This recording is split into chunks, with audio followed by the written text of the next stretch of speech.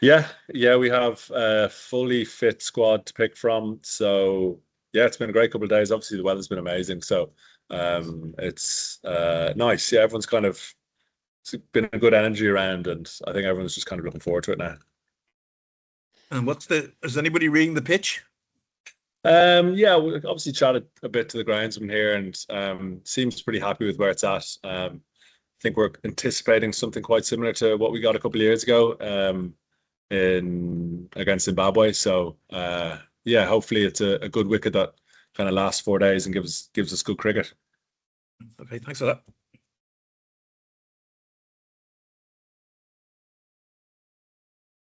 You feel the jury? No, I'm okay. That's it. Yeah, David Townsend.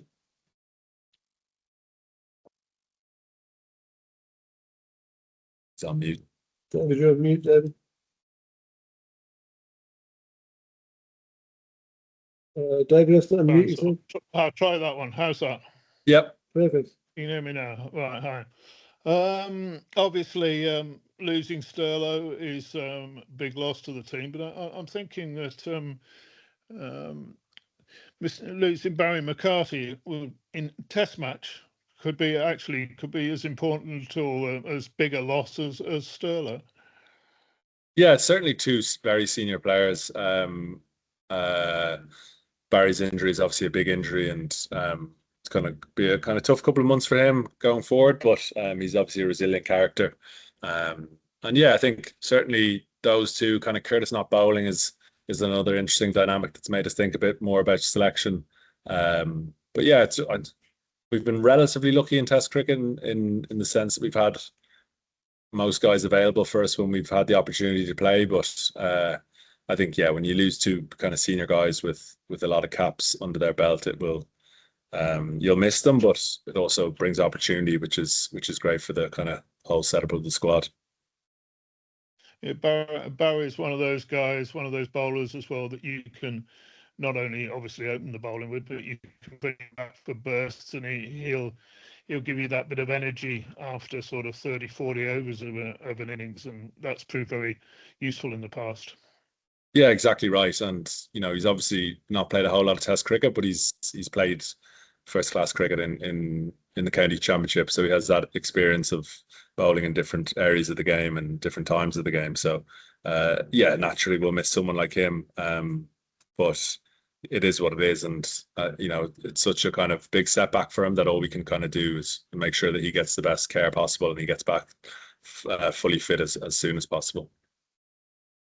And at the moment, you've got a lot of seam bowling injuries. Is that just bad luck at the moment, or is it the fact that they're not actually bowling enough, and those injuries are more likely to happen when with the lack of cricket?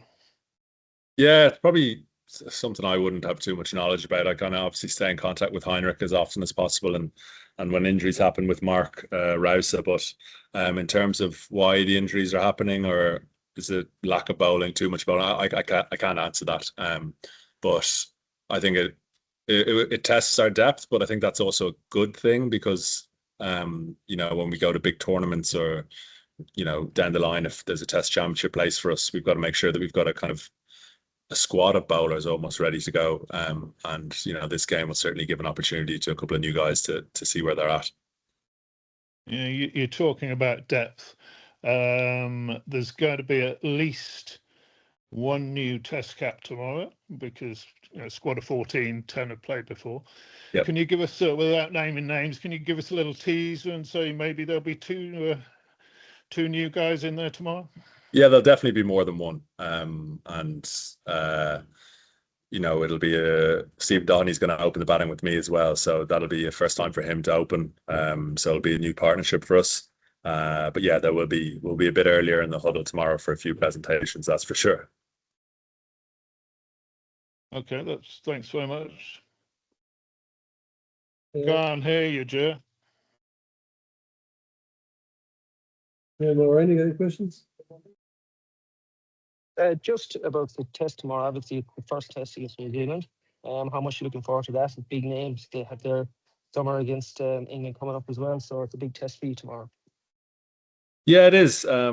It's there's probably an argument to say that they're one of the best teams we've played in this format. We've obviously played against teams like Sri Lanka and Bangladesh in their own conditions, but from a kind of quality point of view and statistical point of view, that particularly their batting lineup is as strong as we've probably come up against. But you kind of, that's always been the challenge with us in Test cricket is, I think bar maybe one test or two tests, we've always been the underdog, and that's fine. But we've just got to make sure that we go out and play decent cricket. And when we do get the chance to get on top, we've got to stay on top for as long as possible.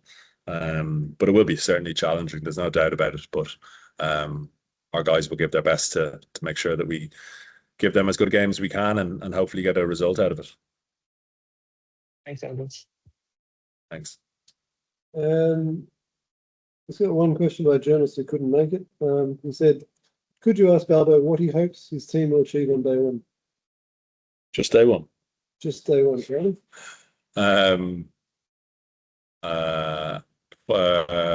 What can we achieve on day one? I don't know, win the toss, have a good crowd at the game, and everyone goes home happy, including the players. That's day one. Hopefully it's not over by day one. One day. Name that person. David, Georgia, any other last questions, or is that all right? Yeah. I was just going to say, Andy, what is your record with tosses at the moment? Because it's not that great, is it? Yeah, it's a good question. Certainly probably knows. Yeah, Gerald probably know. I know we lost the first test we won against Afghanistan. We lost the toss. We were actually going to bat first. So, thank God we did lose the toss. Yeah, I wouldn't say it's great. I would say at a guess I'm 60 to 70% loss, but I couldn't be sure. I'm trying to think of how many games I've captained. 8 or 9 maybe. I'm not sure, but I don't practice it, so like I can't. You don't get to call tomorrow. You actually toss the coin tomorrow, don't you? Or I toss, yeah, exactly, yeah. So yeah, I don't call, which is fine. Joe looks very happy, as if he's discovered something. Pressure on. Joe?